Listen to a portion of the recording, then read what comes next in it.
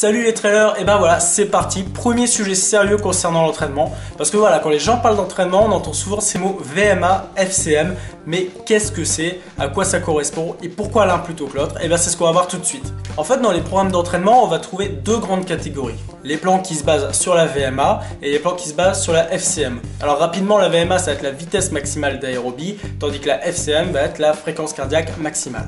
Du coup, on va commencer par parler de la VMA. La VMA, donc la vitesse maximale d'aérobie, ça correspond à la vitesse à laquelle votre consommation d'oxygène est maximale. Alors en fait, pour définir sa VMA, il va falloir faire au préalable un test. Van Vel, Brook, Cooper, demi-Cooper, 4 tests ou un test en labo. En fait, ça va nécessiter quand même l'accès à une piste, un terrain plat et balisé, pour que les résultats du test collent au mieux à la réalité de votre organisme.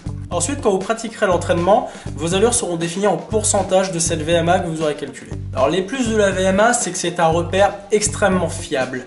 Vous allez très rapidement apprendre à déterminer vos allures et de fait, vous allez limiter le risque d'erreur pendant les courses. On connaît aujourd'hui précisément les VMA qu'on peut tenir sur les différents types de courses, à savoir 5, 10, semi et marathon, équivalence ici. Et du coup, ça vous donne un repère pour vos entraînements. Mais bon, la VMA présente quelques désavantages. À savoir que pour déjà déterminer sa VMA, il faut disposer, comme on l'a dit tout à l'heure, d'un terrain propice à la réalisation du test. Je vous ai mis quelques exemples dans la description. Ensuite, les séances vont quand même plus être dédiées à un usage sur piste, terrain plat, avec des repères visuels. Et enfin, bon, voilà, pensez aussi qu'il va falloir réévaluer votre VMA plusieurs fois dans l'année en fonction des progrès que vous ferez sur vos entraînements. Ce qui est plutôt positif. Donc maintenant, on va s'attaquer à la FCM, la fréquence cardiaque maximale qui, pas trop de mystère jusque là, correspond à votre maximum de pulsation en 1 minute. Sur un effort ultra intense, un truc, voilà. Les entraînements du coup se feront en pourcentage de fréquence cardiaque, mais il y a une petite formule quand même à respecter.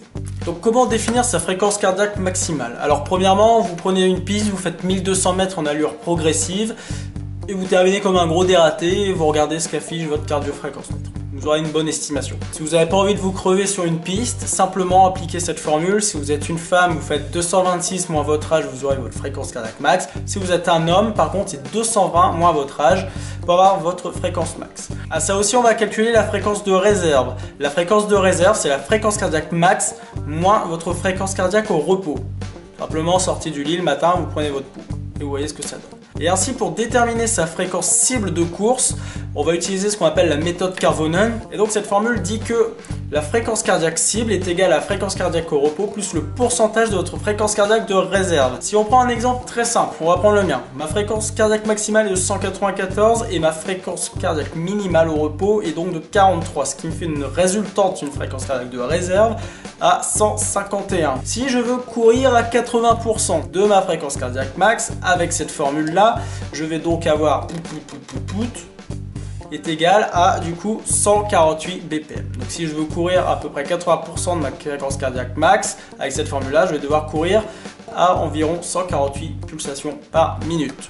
Bah, ça paraît compliqué comme ça, mais c'est tout ça, vous inquiétez pas. Les plus de cette méthode, c'est que c'est quand même très facile à mettre en œuvre. Après, ça prend beaucoup plus en compte la condition physique du moment. Les séances sont plus facilement abordables physiologiquement et au final c'est quand même une méthode beaucoup plus parlante quand on s'entraîne en nature ou sur des terrains vallonnés.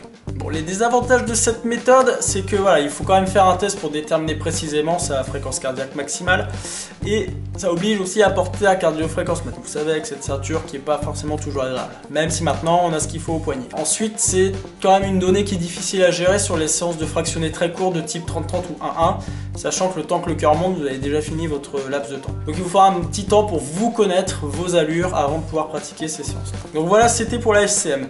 On peut maintenant faire un petit parallèle quand même avec ce qu'on appelle la méthode d'entraînement au ressenti. C'est là quand même la solution la plus simple à mettre en place et la moins contraignante parce qu'elle consiste simplement à faire des sorties au gré des envies. En général, c'est la première méthode qu'on utilise quand on commence à courir. Le souci de cette méthode, c'est que voilà, on va en général rester dans ses retranchements et on va pas pousser son corps aux extrêmes, ce qui va nous limiter fortement la progression. Mais on commence.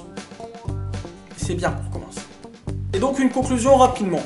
On va dire que si vous préparez une course en un temps donné, il est préférable pour vous de travailler en VMA afin d'avoir des repères de vitesse sûrs et du coup, on sait que les coureurs sur place sont très sensibles à ce type d'entraînement.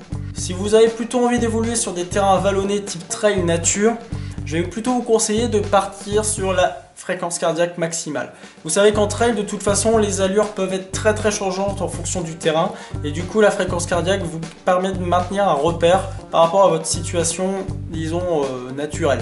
Après, également, la fréquence cardiaque maximale est vraiment bien pour être utilisée sur les séances de côte. Je vous vois pas, perso, je me vois pas faire une VMA en séance de côte.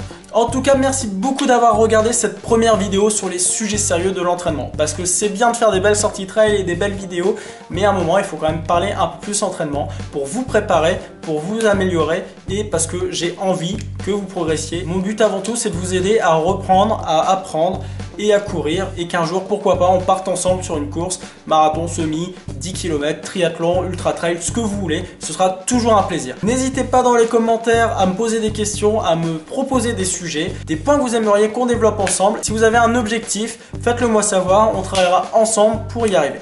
Pensez à vous abonner, à liker la chaîne Facebook. En tout cas, je vous dis à très bientôt dans une prochaine vidéo. Ciao!